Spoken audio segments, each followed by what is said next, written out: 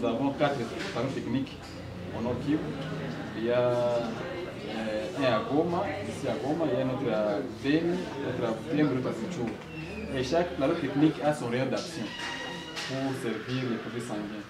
Et ici à Goma, nous servons, comme notre couverture, on a 11 zones de santé. Bon, jusque-là, on n'arrive pas à couvrir les 11 zones de santé, on arrive déjà à couvrir 9 zones de santé sur les 11. Mais la poche main, c'est elle qui contient les CPD, l'anticonception. Bon, il y a quelque chose, non? Il y a un produit, c'est les conservants. Maintenant, quand il s'agit d'une poche avec sa gemme, cette poche leste comme ça, c'est seulement le CPDA, mais il y a cette poche qui est remplie de sa gemme, la solution de sa gemme. Maintenant, cette poche-là. Préparation, c'est là où on va envoyer les poches. Et après, il y a le dernier service, c'est là, les aides de la distribution. Service, on a déjà parlé des fonctions des dons, on a parlé de la gestion, il y a un sous-service, ici à côté, c'est les 10 prélèvements. C'est pourquoi, après avoir donné les échantillons, la poche avec des codes et la fiche, et les médecins doivent calculer la quantité à prélever. La poche a son code. Vous avez vu, non? Voilà. Et là, même si c'est une poche fille, nous on peut remonter l'information à savoir les donneurs. Après la préparation, les poches vont au service de distribution. Normalement, on devait avoir un autre service qui est la conservation des poches. Mais comme on n'a pas d'espace, les services de distribution jouent aussi le rôle des services de conservation. Donc après la préparation, on envoie les poches au service de distribution et conservation. Ok? C'est une perte, mais ils sont obligés. C'est pourquoi on a presque plus de classement ici. Parce qu'on va dès moments l'autre, on va utiliser les stocks. Donc ça fait maintenant depuis le mois de mai qu'on ne prépare pas les classements et les plaquettes. Avant de prendre la contribution là. Parce que vous voyez, quand on va commencer à phénotyper, les phénotypes étendus, les coûts vont augmenter. Ça va arriver même à 100 $. Avec ces réactifs là. Et on les achète. On les achète ici. Ce n'est pas le cas. Je l'espère parce qu'évidemment, on recrute toujours pour avoir des distances. Mais il y a des structures là, on sent qu'il y a vraiment beaucoup de résistance à cause de la personnel.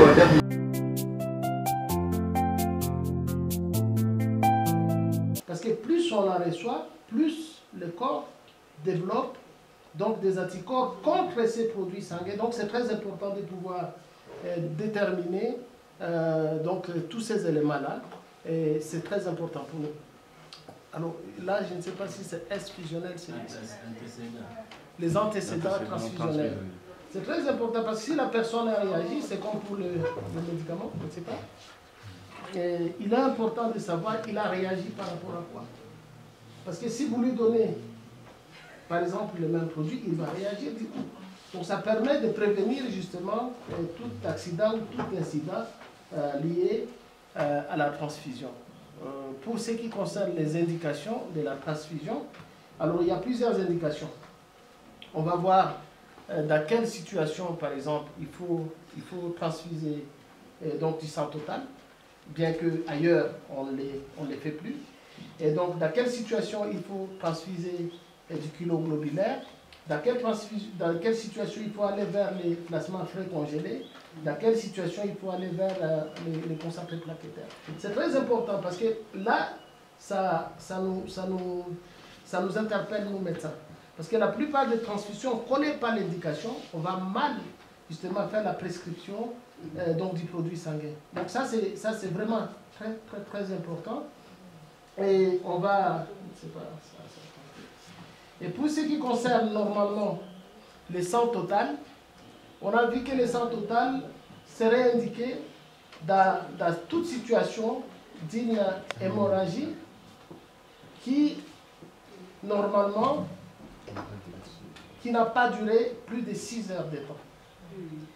Et donc, parce qu'on va perdre tous les éléments du sang, il va falloir assez qu'on puisse les remplacer, mais avant 6 heures de temps.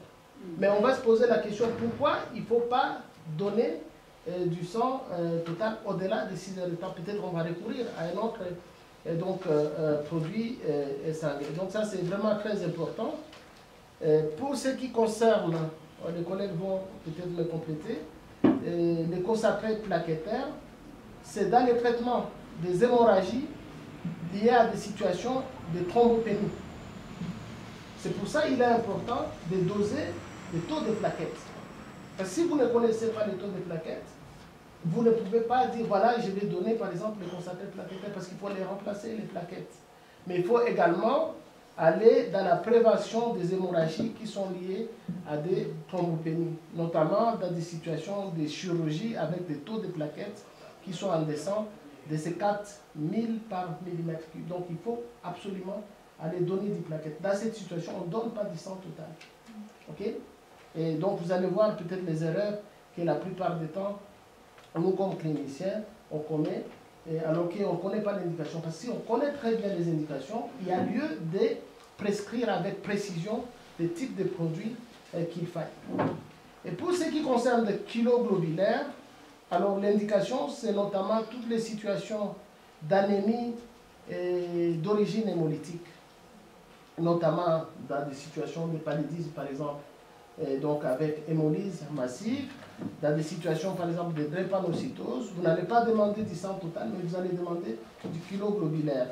Ou alors dans des situations d'anémie massive avec une hémorragie, mais au-delà de 6 heures. Vous avez vu que si le timing était inférieur à 6 heures, on pouvait donner du sang total.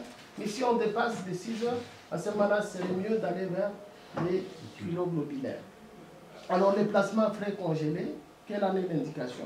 C'est notamment dans des situations de coagulopathie avec consommation, donc effondrement de tous les facteurs de la coagulation.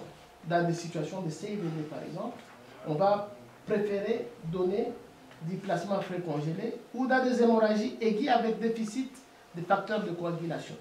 Mais également dans des situations de déficit par exemple congénitaux, en facteurs, lorsque les concentrés de facteurs ne sont pas disponibles, par exemple en situation d'hémophilie, on va recourir par exemple à des plasmas frais congelés ou dans des situations d'échange plasmatique.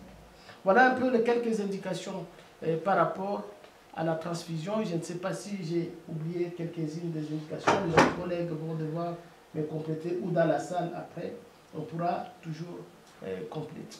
En tout cas, dans les indications... Et je souhaiterais que tous les collègues, vous êtes au nombre de 5, hein? Oui. Je voudrais que chacun essaie de parler. Oui. Oui. Bon, je vais insister sur les antécédents de la transfusion. Les antécédents peuvent indiquer ou peuvent contre-indiquer même une transfusion. D'où il faut les fouiller au maximum. Les antécédents vont permettre d'avoir sur quel terrain on va transfuser. Ça va nous permettre d'ajuster la dose. Ça va nous permettre parfois de relativiser. Quand l'hémoglobine est 5 chez une femme enceinte et l'hémoglobine est 5 chez une drépanocytaire, on peut relativiser, ou chez un mal nourri. On va ajuster notre attitude par rapport aux antécédents. Ici, dans le nombre de transfusions reçues, ça peut nous permettre de savoir est-ce qu'on est dans des situations de polytransfusion, ou c'est la première transfusion, ou c'est quelqu'un qui a déjà été transfusé dans le futur. Donc les antécédents vont nous mettre vraiment dans le terrain et nous orienter dans les indications, dans l'ajustement des doses. Voilà ce que j'allais ajouter.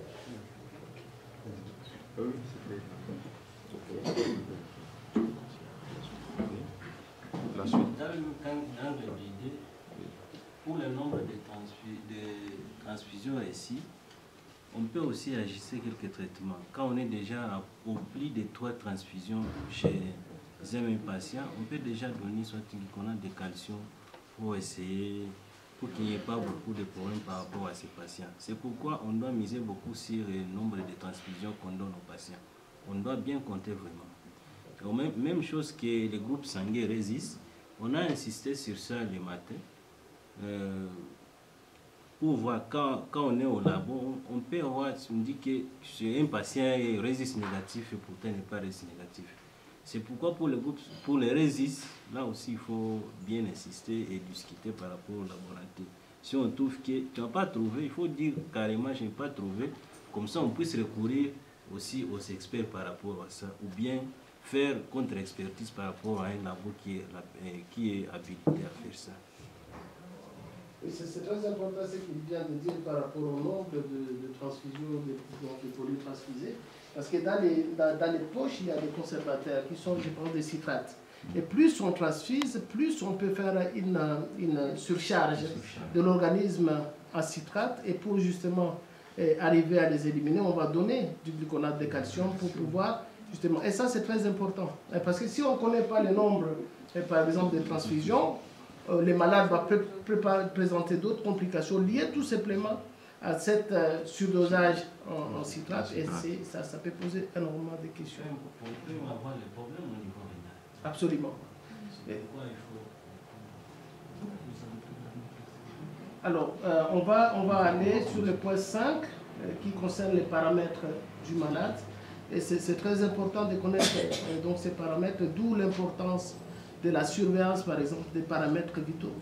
Et il y a la tension artérielle, la pulsation, la fréquence respiratoire, l'hémoglobine, l'hématocrite, l'état de la conscience du patient.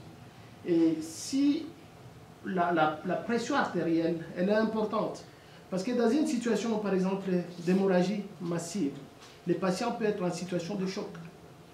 Et c'est notamment la pression artérielle qui va nous indiquer que ce patient est en choc et qu'est-ce qu'il faut donner à ces patients. Donc c'est important. Et parce qu'à ce moment-là, il faut aller vers le remplissage de ces malades et ça va nous orienter sur les produits à pouvoir lui administrer.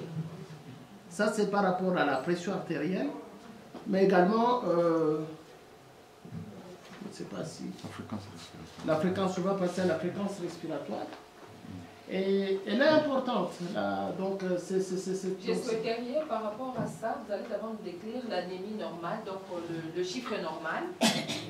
Les chiffres normaux, hein, oui.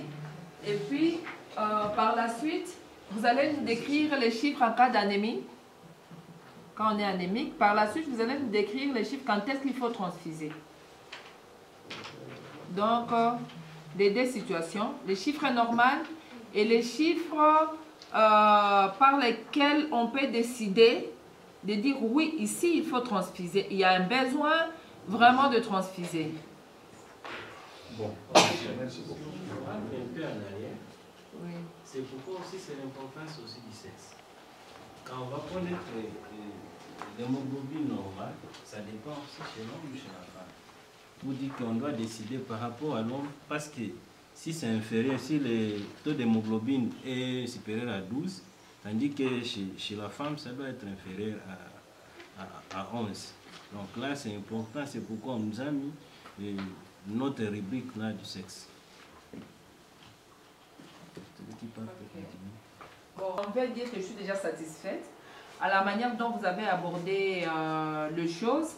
Mais qu'à cela ne tienne, j'aimerais quand même que le groupe puisse participer hein, par rapport aux quelques éléments qu'ils ont déjà soulevés et s'ils pouvaient enrichir. Parce que là où ils commencent déjà, ils vont parler de l'anémie simple, ils vont parler de l'anémie décompensée et ils vont parler de la quantité, de la posologie, c'est déjà beaucoup. Est-ce qu'il y a moyen d'enrichir d'abord la première partie?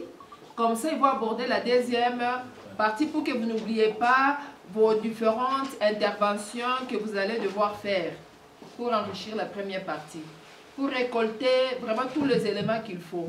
Je sais que les autres médecins qui sont là, ils peuvent toujours enrichir. Au-delà des autres médecins, il y a des infirmiers qui sont toujours nos collaborateurs. On est obligé de collaborer quand il s'agit vraiment de faire la transfusion sanguine. Alors, je ne sais pas si vous appréciez l'approche. Est-ce qu'on peut prendre cette approche de cette façon? Ok. Alors, si c'est oui, je vous convie maintenant de poser des questions ou d'enrichir. Si j'ai bien compris, ils ont parlé de la quintessence du service. Il faut toujours marquer les services. Et ça, j'aimerais que vous reveniez là-dessus parce qu'il y a des éléments, ils n'ont pas tout dit. Il y a aussi par rapport à la date. Aussi par rapport, ils ont parlé des sexes, j'aimerais que vous reveniez là-dessus. Ils ont parlé de l'âge, ils n'ont pas donné tous les éléments. Il y a le poids aussi, il y a des éléments qu'ils n'ont pas donné par rapport à ça. Nombre de transfusions reçues ont quand même enrichi. Antécédents transfusionnels jusqu'à l'indication. Voilà, la séance est vraiment ouverte. Je ne sais pas s'ils peuvent nous éclaircir. Le nombre de transfusions reçues là, c'est le nombre de transfusions reçues lors de cet épisode maladie ou nombre de transfusions reçues par le patient depuis sa naissance. Je ne sais pas si c'est clair. C'est-à-dire pour la première fois quand il vient, il donne le nombre de transfusions. Mais si vous avez s'il continue à prendre à l'hôpital 1, 2, 3, vous devez poser la question pourquoi d'abord il continue à prendre. Est-ce que vous avez résolu le problème? Ou soit il est en train de faire une hémolyse que personne ne comprend.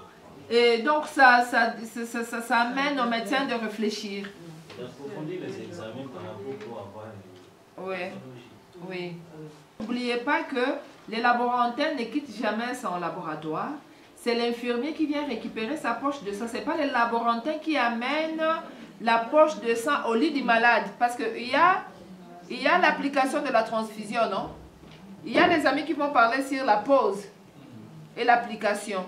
C'est l'infirmier qui se déplace jusqu'au labo, à la banque de sang, récupérer sa poche qui est compatible. Ce n'est pas les laborantins ou les gestionnaires de la banque qui se déplacent. Donc, il connaît d'où il est sorti. Il connaît où se trouve le malade. C'est pour éviter ce genre de confusion, justement. Donc, l'infirmier lui-même amène la demande et c'est l'infirmier lui-même qui amène, qui ira prendre sa poche du sang. Il est responsable de sa malade. Et s'il y a un problème qui arrive, le test de compatibilité. Si vous demandez aux mêmes personnes qui fait le test de compatibilité de venir faire le test du malade, il y aura une négligence parce que si il est compatible, il ne va pas faire cet examen. Et ça, c'est le risque. Mais l'infirmier, s'il fait et il voit des caillots, des grimauds, il va dire mais qu'est-ce qui se passe? Est-ce qu'on s'est trompé? Les choses sont liées. Il y a les services, il y a les noms du patient, il y a les numéros du dossier. Donc, il y a plusieurs choses. On ne peut pas... Bon, les pavillons, oui, mais quand on connaît les services, on a mentionné très bien les services, on a mentionné les numéros du dossier et les noms. Alors, tout est lié pour identifier effectivement le patient qui doit recevoir les sangs. Oui. La compatibilité se fait toujours au laboratoire. Oui. Ok. On a un problème cardiovasculaire, le cœur peut battre une fois, les vaisseaux battent 2 fois. Faites attention. Mais comment vous saurez que cette personne a un problème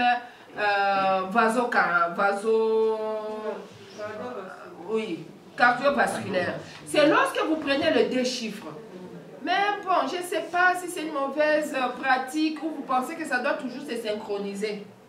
Ça ne se synchronise pas toujours. C'est ce qu'on appelle fibrillation, n'est-ce pas? Donc le cœur n'abattra que bien tout. Il y a tout au niveau du vaisseau. Vous ne le saurez pas. Il faut toujours prendre les 2 paramètres. C'était ça un peu le complément et j'attire votre attention. Et ce que les collègues ont dit, la transfusion est clinique. Il est lié à la personne. La transfusion n'est pas paraclinique. Et il y a les 4 exceptions où ils n'ont pas fait allusion, où on ne tient pas compte même de la clinique aussi, ni on ne tient pas vraiment compte de la clinique. C'est quand la personne est drépanocytaire. Ne dites pas, oh, 4 grammes, comme hier j'ai attendu. Déjà à 5 grammes, il faut transfuser. N'attendez pas, c'est quoi que tout bien, parce qu'il ne présente pas le signe de décompensation. Il y a la femme enceinte. N'attendez pas une femme enceinte à 7 grammes déjà transfusée. Donc, ça, ce sont des exceptions. À 7 grammes, une femme enceinte, parce qu'on dit transfuser quand c'est en dessous de 6. Non, non. C'est-à-dire la transfusion standard normale, c'est à partir de 6 qu'on doit transfuser. Inférieur à 7. Mais une femme enceinte, on n'attend pas parce que la femme enceinte a un enfant qu'elle doit nourrir à travers le globule rouge. C'est pourquoi 7 grammes déjà, il faut donner la transfusion. Encore une fois, la personne qui fait l'hémorragie en salle d'op, elle saigne, vous ne savez pas si c'est le mot concentration, vous ne savez pas si c'est le mot dilution, déjà à 10 grammes, il faut donner du sang. Et chez les bébés qui viennent de naître, service néonatal, à 13 grammes, n'attendez pas à un total qu'on a 13, Tungo et 11. Voilà, tu as une décompensation chez les bébés. Les bébés, quand il est enceinte du ventre de sa maman, il vit du sang. Et quand il sort au sein, on vous dit qu'il supporte, comme il a dit, 13,6 à 19. D'un coup, lorsqu'il chute à 13, il ne supporte plus. Il risque de partir. Nani, vous avez l'impression que c'est... Voilà les 4 exceptions où on n'attend pas. C'est la chirurgie. Chez les bébés, les nouveau-nés, chez la femme enceinte et chez les drépanocytaires. N'attendez pas les signes de décompensation. Regardez votre signe biologique. Si ça dit quelque chose, donnez déjà la transfusion. Est-ce que c'est bien clair? À la fin, pour clôturer, il y a un dia dans laquelle nous allons discuter avec vous. Mais il faut savoir que la prescription de transfusion, c'est d'abord l'appréciation du médecin. Hein. C'est vraiment d'abord l'appréciation du médecin. Le médecin peut dire couler à flot. N'est-ce pas? Quand c'est la cardiopathie, il peut dire non, non, allez-y doucement. Mais d'une manière standard, on peut garder 12 ml par kilo. Si ce n'est pas des cas exceptionnels ou des cas particuliers. D'accord? On peut retenir ça comme ça? Ok. Maintenant, par rapport aux posologies, les débits, on a dit que les débits, c'est les médecins. Est-ce que les débits, c'est l'infirmier? On n'a pas besoin de réfléchir plusieurs fois. On n'a que 4 catégories. Suivez-moi, même en dormant. Vous dites que, normalement, si l'enfant n'a pas encore une année, à peine de 0 à 1 année, il faut lui donner combien? 1, combien? 1,66 gouttes par kilo par minute. Si notre enfant a 6 kilos, on fait 6 fois 1,66. Ça va te donner quelque chose comme 12 gouttes par minute. Est-ce qu'on a besoin de faire des calculs comme on le faisait par le passé?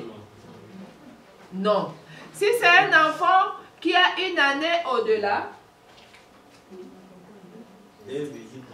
2,33 gouttes par kilo par minute.